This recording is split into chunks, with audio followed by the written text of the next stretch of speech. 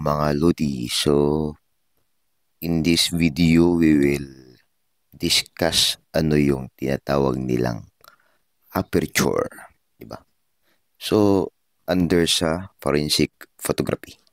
So, sa forensic photography, may tinatawag tayong exposure triangle. So, once we say exposure triangle, ito yung tatlong nagkokontrol ng light na hindi ma-expose ng masyado ang film or sensitized material sa photography. Diba? Once we say sensitized material, ito yung film. Diba? So, dalawa kasi ang sensitized material film at paper. Pero, ang nandyan sa camera is yung film. So, itong film, may sensitive materials ito or sensitive chemicals wherein pag na-expose sa light, masusunog siya. So, masusunog siya in a sense na, diba, pag ang camera is may lens, itong lens ang nagpo-focus sa light, sa subject or yung kinakapture natin na object. Then, papasok ito sa lens, then masusunog or mai-expose ang film. Wherein, ito yung dahilan bakit nag-recreate ng image. So, in order to control the exposure of light doon sa camera, di ba? Kasi ang light ipapasok sa camera, then i-expose niya yung film natin or yung sensitized material or yung may chemical na nasusunog bigla yung film to create the image. So, to control the light na mag-pass through the camera, then ma-expose ang film. So, may exposure triangle tayo. So, alam nyo na yung exposure triangle. So, ang exposure triangle is yung aperture, shutter, at yung ISO or yung International Standard Organization. So, once we see shutter, ang shutter is, ito yung predetermined time na mag-open at mag-close yung diaphragm to let the light pass sa lens. Pero ngayon, focus muna ako sa aperture. Diba? Yung isa, yung International Standard Organization, more on film yun. Yung kakayahan ng film na ma-expose sa light. Pero ito ngayon, di ba? As I have said kanina, so focus muna ako sa aperture. Ang aperture naman, hindi siya pareho sa shutter. Kasi ang shutter, ito yung nag-open at nag-close ang diaphragm to allow the light to pass para ma-expose ang film. Control din yung shutter. Ito, aperture, control din. Kaya nga, part sila ng exposure triangle. So, ang aperture lang is yung opening of the lens. So, ito yung ina-adjust natin ang opening ng lens para i-allow ang light na papasok doon to expose or papasok sa camera to expose the film or yung sensitized material. So, in aperture, so as you can observe in the illustration, so the more light enters the camera, so mas malaki yung opening. Tingnan nyo, parang siyang door ba? Parang siyang pertahan or door na pag nilakihan mo ng pag-open ng door, so marami talaga yung makakapasok na tao. At the same concept or idea sa light, pag malaki yung aperture or opening, talagang marami or malaki-laki yung light na papasok doon sa film to expose that film. So, example, the more light, so the more opening or mas malaki ang opening. So, yan yung sa aperture. Diba? the more light enters camera, the faster the shutter speed. Ito, sa shutter naman to. Pero once we say aperture, ito yung opening. Diba? For example, itong f2.8. Tingnan nyo itong f2.8. Ikan ko. Uy, nawala ang picture. Uy, diaphragm. Nawala. Tingnan nyo ito diba? Itong f2.8. Pero sa camera or sa photograph, mas maliit yung if number, mas malaki yung opening, di ba? As you can observe that.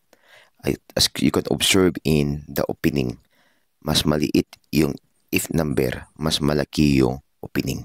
Mas malaki yung if number, mas maliit yung opening. So ito yung aperture natin. So as you can observe, di ba? Mas malaki yung opening ng aperture. Tingnan natin tong sa baba. Mas blurred yung background. Kasi pag malaki yung opening ng aperture, then maliit yung if number. So, mas focus niya yung tao or object lang. So, yung depth of field na tinatawag natin. Ito. Tingnan nyo to. Itong depth of field. Mag-take ka dyan. Itong depth of field, ito yung gaano kalayo or ma-focus or ma-klaro or hindi blurred ang subject. So, pag mataas ang depth of field or deeper ang depth of field, so hindi blurred yung background niya. Diba? Pero pag maliit ang depth of field, so yung background talaga niya is blurred. So, for example, ito. Diba?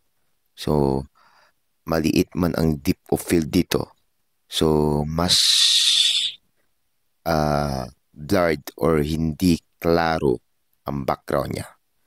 Sir, anong connect nito sa aperture? So, as you can observe, pag mas malaki ang opening ng aperture, so mas deeper ang or shallow yung depth of field. So, tingnan nyo ito may icon ako dito Tingnan ito. Dito, aperture to. Tingnan nyo. So, mas wider ang aperture, mas shallow ang depth of field. Mas smaller ang aperture, mas deeper ang depth of field. So, tingnan nyo to. Diba? Balik tayo doon. So, tingnan nyo, mas malaki yung opening, meaning mas blurred ang subject. So, if lakihan mo ng opening yung aperture at yung F number, siyempre pag malaki ang opening, ang F number naman is maliit. So, pag maliit ang F number, malaki ang opening, so mas blurred ang makikita natin na subject. So, hindi ang subject ang background. Diba? So, mas blurred ang background. Then, mas shallower ang aperture. Parang hindi niya ma-focus ang background ba. But, if greater or deeper ang depth of field, so pag deeper ang depth of field, so pataas man yung F number. Diba? So, ito yung deeper depth of field. So, mas maklaro or clear ang background. Kasi yung scope niya is mas mataas yung aabutin ng scope. Then, pag mas mataas yung aabutin ng scope, kasi maliit yung bangag, maliit yung opening, malaki ang F number, so mas clear ang background. So, balikan natin. Pag mas malaki ang opening, mas smaller ang F number, siyempre. So, mas shallower ang depth of field. If mas shallower ang depth of field, ang scope lang niya is yung sa subject na area.